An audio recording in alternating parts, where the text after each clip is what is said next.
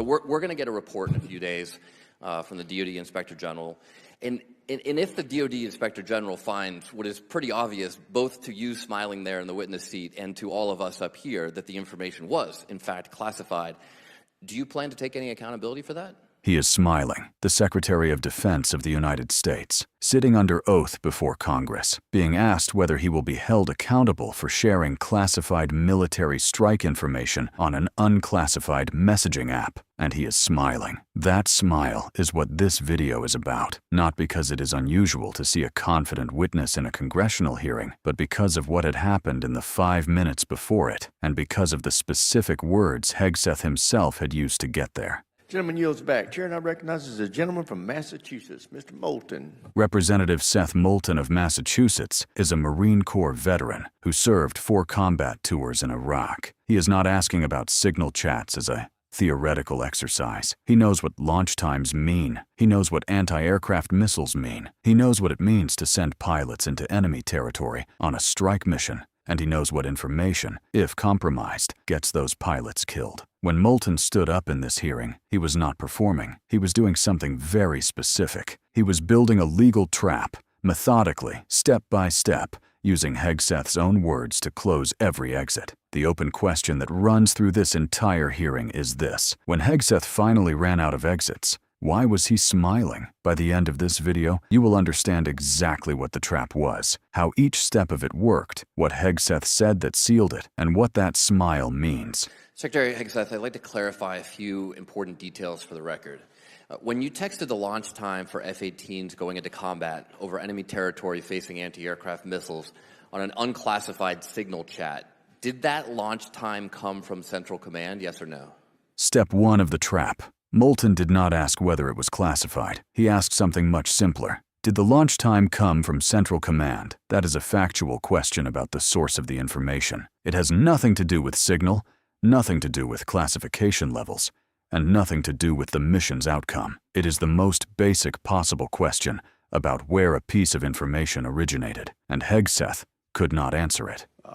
I know what you're referring to, and there were no it's a very simple question. Did it come from? It's a very simple question. Did it come from Central Command? Well, in this committee, no way in which I communicate or what I communicate on a successful strike is something that I would share.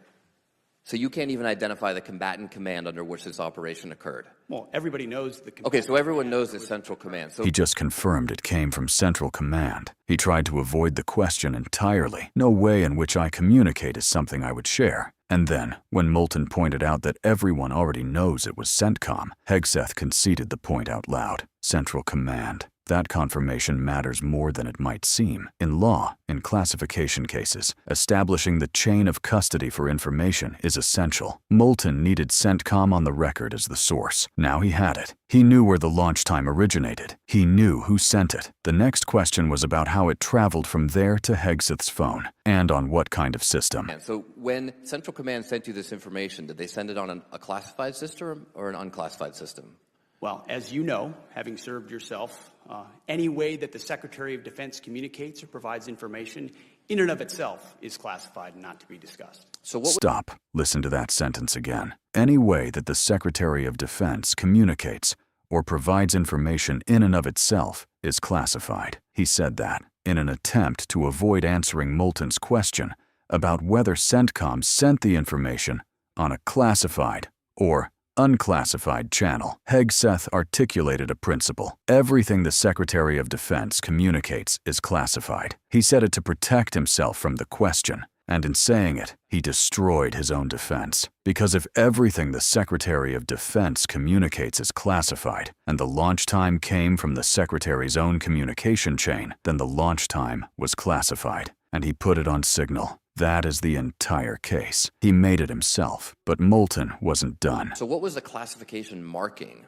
of the launch time when it was sent to you? Because DoD regulations require information on classified systems to be marked. What was the classification mark time? Yeah. What was the classification marking? Because again, classifications of any information in an ongoing operation that was successful are not things that would be disclosed in a public forum. You can very well disclose whether or not it was classified.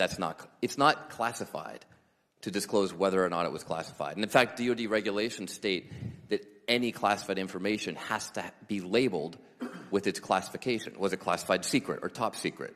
Step 3 of the trap. Department of Defense regulations are explicit. Classified information must be marked with its classification level. Secret, top secret, confidential. There is no classified information in the military system that arrives without a marking. Moulton is not asking Hegseth to reveal classified content. He is asking about the label, the bureaucratic marking that appears on the document before you even read it. Hegseth responded by saying that classifications of information in a successful ongoing operation are not disclosed in public, which is a different objection entirely. He is not saying the information was not classified. He is saying he will not say what its classification was. And then came the pivot that confirmed everything. What's not classified is that it was an incredibly successful mission against the Houthis. Okay, so it was classified. So are you trying to say that the information was unclassified? I'm not Okay, trying to say that's what anything. I thought. You're not saying that. So you took classified information from Central Command that had a classification marking on it, because that's what's required by DoD regulations, and you put it on an unclassified system. So The pivot is the tell. When Moulton asked whether it was classified secret or top secret, Hegseth's answer was, what's not classified is that it was a successful mission. That is not a denial. A denial would be, the information was not classified. What Hegseth said instead is that the mission's success is not classified, which is a completely different statement. He confirmed, by declining to deny, that the launch time itself was classified. And when Moulton pressed the point, are you trying to say the information was unclassified? Hegseth said, I'm not trying to say that. 3 words. I'm not trying. He did not say the information was unclassified. He said he was not trying to say it was unclassified, which is the same as saying it was. And now Moulton had everything he needed to close the trap with a single sentence. You took classified information from Central Command, with the classification marking required by DoD regulations, and you put it on an unclassified system. Hegseth did not deny it. So we're going to get a report in a few days from the DoD Inspector General. And if the DoD Inspector General finds what is pretty obvious, both to you smiling there in the witness seat and to all of us up here, that the information was, in fact, classified, do you plan to take any accountability for that? As I pointed out at the time, You said that accountability is back. Does that not apply to you? He is smiling. The trap has been closed. The admission has been made. The DoD Inspector General report is on its way, and the Secretary of Defense is smiling. Not nervous, not rattled, not searching for words. Smiling. And instead of answering whether he will take accountability, he pivoted to Moulton, suggesting that Moulton had once said accountability is bad, so maybe Moulton should check himself first. That is not an answer. That is a deflection from a man who has decided the smile is the strategy. Moulton was not interested in the deflection. as I said at the time, Congressman, there were no names, targets, locations, units, routes, sources, methods, no classified information. Okay, so if it comes back that it is classified, will you take accountability or not? You've already admitted that it was classified because everything you get from CENTCOM is classified. You just explained that to me. There it is again. Moulton did not need to argue that the information was classified. He simply repeated what Hegseth had already said earlier in this very hearing. Any way that the Secretary of Defense communicates is classified. That was Hegseth's own sentence, his own words, used to avoid one question, and now they are the answer to a different question. You already admitted it was classified. You explained that to me, and Hegseth's response was to say there were no names, targets, locations, units, routes, sources, or methods, which is a list of types of classified information he denies were in the message. But it is not a statement that the launch time itself, the specific piece of information at issue, was not classified. He named the categories he claims were absent. He did not claim the launch time was unclassified, and then the accountability exchange reached its final form. That's how you justified not answering the question. Not what I said. I didn't confirm any classification or Okay, so if it is what confirmed, I know is that will you take everything I accountability? share, everything I talk about, Mr. as Secretary, of does Defense accountability apply to you or not? is classified whether I talk or not. Does it apply to you or not? I serve at the pleasure of the President. That is Hegseth's answer to whether accountability applies to him. Not yes, not a specific denial that he did something wrong. The accountability structure he describes runs only upward, to the President. He is accountable to the President, not to Congress, not to DOD regulations, not to the classification system, not to the men and women whose strike timing he put on an unclassified app while they were flying into range of anti-aircraft missiles. He serves at the pleasure of the President. That is the only accountability he acknowledges. And Moulton's summary of it, so it only applies to the President, not to you, is the single most efficient sentence spoken in this hearing. About how much money did it cost? How much money did you spend on missiles? I'm told it's several $100 million, maybe close to $1 billion. How many U.S.-flagged commercial ships have transited the Red Sea since your so-called successful operation? The answer is zero. Military vessels transit. No. 3 more numbers before the clock ran out. Close to $1 billion spent on the Houthi operation.